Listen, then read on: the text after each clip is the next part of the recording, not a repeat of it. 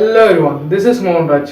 Today I am going to share a unthought education. If you want to be successful in your life, then definitely you need to take a great decision in your life.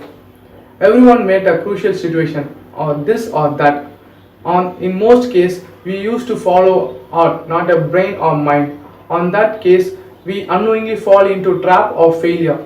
That means from the birth till now, we actually following the heart, not a brain or mind. So try to think rationally using brain and mind. And the other aspect is which stabbing us is overthinking. We should not overthink widely. Make it simple and think rationally.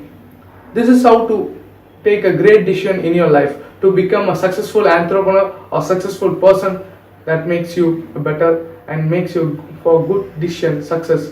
Thank you for watching this video. If you want to be like this video, please click like button. If you want to watch more videos, please click subscribe button.